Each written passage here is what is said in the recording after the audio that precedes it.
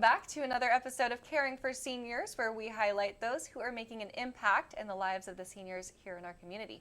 I'm Morgan Allen, joined by my wonderful co-host Nate Polete with Mobility City of Jacksonville.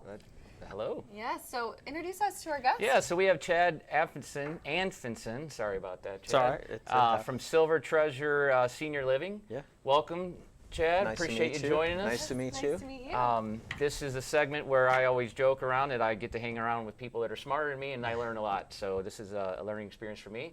And when you come on, you get to talk about your business and the impact you're having in the senior community. Yeah.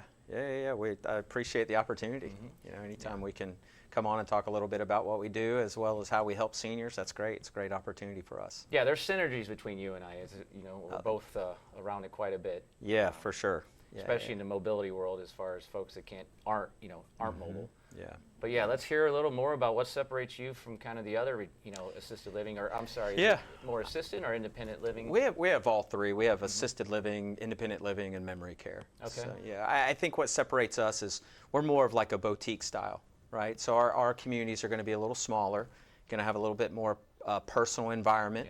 Yep. Our staff, because we're not so large, right? Our staff are going to be providing all the services across the board, right? So then they have a great opportunity to really get to know the resident. Less communication gaps is what I like to say, in some of the bigger communities, and I've operated those. Mm-hmm. Some of the bigger communities, you have a lot of staff in there, and you have a piece of information that has to go through 3 or 4 people before it gets to the decision maker. Mm-hmm. And by that time, that story's changed 100 times. Within our communities, our staff member is not only providing you the hands-on care, but they're probably with you in the dining room. They're probably partaking in the activity with you. Oh, wow. They're probably on the transportation bus with you to your doctor's appointment. So building very strong relationships, and I like to say supplementing the family, not taking the place of the family, Sure. but supplementing the family. I mean, it's so important. Just what I see is, that personal caregiver, basically, mm-hmm. that is there and seeing that same face on a regular basis. I mean, it's just thinking about it, how important that is, because you have less churn. It's probably a little more comforting. Yeah. I mean, we all battle, whether any assisted living, any senior care, any senior housing, we're going to battle staffing. Mm-hmm. That's just one of those Sure. things, right? However, in some of the smaller places, and I say smaller, we're 16 to 32 apartments. We have a couple larger places, but in some of those, we're not going to battle that as much. So mm-hmm. mom who's been with us for 2 years isn't necessarily going to go through 4 different caregivers in a month's time. Well, what happened to Amanda? Well, Amanda's not with us anymore. And then having to retrain and go through and figure out what mom's routine is and what's comforting for her. So they truly befriend each other. There's a friendship there and a bond. Yeah, and that's great. Obviously, I mean the families. I think the families really enjoy that. Yeah. You're not having to. You can ask one of our staff members, "How's mom doing today?" And they're going to be like, "Well, I got her up this morning and everything was great. And then we went to breakfast, and then I got her to go into the painting class." "What? Mom took a painting class? That's awesome. Right. How'd you talk her into do that?" "I don't know.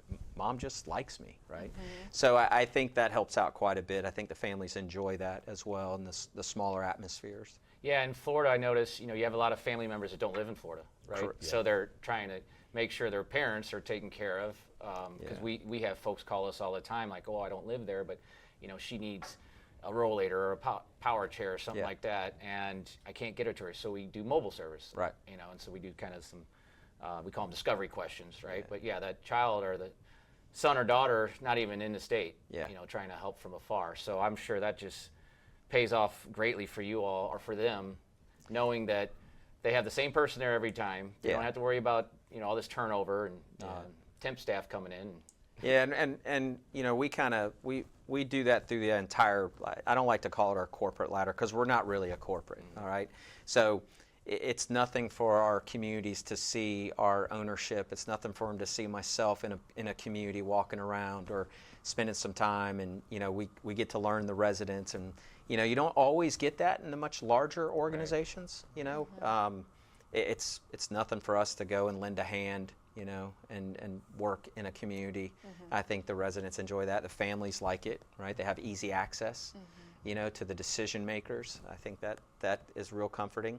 And when families are out of town or they live out of town, just to know that, mom's somewhere where she's very comfortable, she's not going to get lost in the shuffle, she's not going to be in a building that's so big that she doesn't know right from left, So I think that's another thing as well that eases families. Yeah, I think even about the memory care side of it, Yeah. where I just had an incident. I was at actually a larger facility. Yeah. Come out of the elevator, there was a gentleman sitting there with his takeout food, and he was nice as heck, but he's just like, do you know what room I'm at? Yeah. And he literally was only 2 doors away, but, Yeah.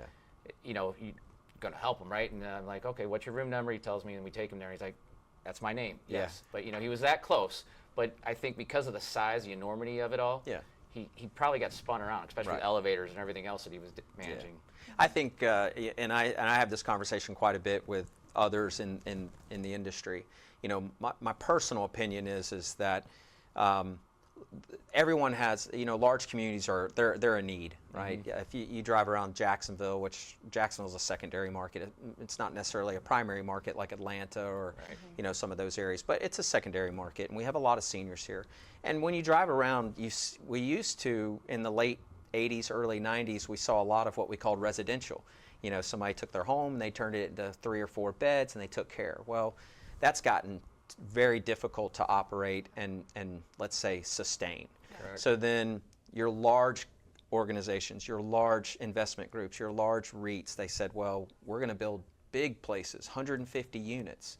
And it sounds great in theory, but not every resident is going to be geared for that and feel comfortable in that setting. If I grew up in Green Cove Springs and I was in a small 3-bedroom, 2-bath, out on the outskirts, the last thing I want to do is go spend my time in this massive place where I don't know where to go. Correct. And I have to rely on people to tell me. I'd much rather be somewhere in a smaller atmosphere. So it's for both. Sure. Both of those models work. But, go and visit all of them. Go visit the small places. Go visit the large places. Do it before something bad happens. Don't make a decision under duress. So we should start thinking about planning this now. We should start visiting just for the I don't future. know. We're all heading there. Yeah, I mean, you don't look like you're close to 65, but every day 11,000 people turn 65, Wow. right? And I'm not saying at 65 you should go look, but I definitely think you should go look at what your options are a few years ahead of when you think you may need it. Sure. That way you can be prepared, be planned. You may not move until Silver Treasures, and that's okay, but we would definitely like to be a resource for you. Sure. And kind of point you in the right direction and what to look for and what questions to ask and Yeah. tell you what to be prepared for. So Chad, would you live there yourself? I would. But I'm a very Hard-hitting question. Yeah, it is. and I would require something that's for myself, something that's smaller, right? I do very well by myself, meaning like I'm good with solo. Like I can go sit on a couch and read a book and I'll be fine, or what have you. Sure. As long as I can see the outdoors and I can get my face in the sun, I mean, as long as I can do that and I have free access to outside, where I can relax and whatnot, I'm going to be perfect. If you put me in a very large place, I'm probably going to withdraw. I'm just, I'm going to be like, no, I don't really want to participate, but that's me. Yeah. And it took me years to kind of understand that after working in very large places around town here, and then moving over to what I would call more of the boutique style. And I think that's kind of one of the reasons. So. Which you make me think I would be the opposite. I would Yeah. be at the large facility, the bars and everything else, Yeah, and the they're social there. time and the dancing and Yeah, ice cream socials. Yeah, exactly. And they're there. love it. Yeah, they're Great scooter races. Yeah. They have them too. They have cafes and Oh, yeah. they're there. Poker for those. rooms. I've seen poker rooms and such. Yeah. They're pretty advanced. Yeah. How many So I'm- locations? I'm sorry. No, you're fine. How many in Northeast Florida? Yeah. So we have total we have 12 total. Okay. Yeah. So a majority of those are going to be in the Northeast Florida. We have Silver Treasures, Jax, Ponte Vedra, St. Augustine, Fleming Island, St. John's. Then we have franchise partners in Orange Park, a new one coming off of Schindler, and then our franchise partner off of Lane.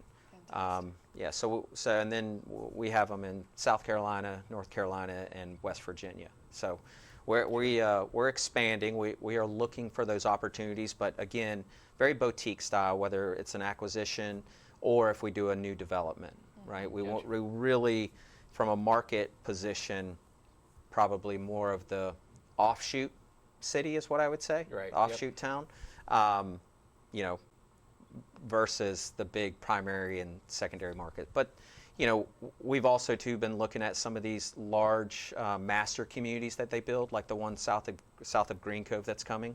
You know, that's a perfect place for something like what we do, because we can be part of the neighborhood. You know, when you bring in those master communities, you know, they have everything. The one thing they don't have is their own neighborhood senior housing, meaning, you know, something that's small and boutique style and quaint, and where as the daughter's driving home to go pick Johnny up from baseball or whatever, she can swing by and see mom and spend some quality time and say, all right, I live in Fleming. I know the development area. Yeah, that's where I'm about. at. Yeah. I love it.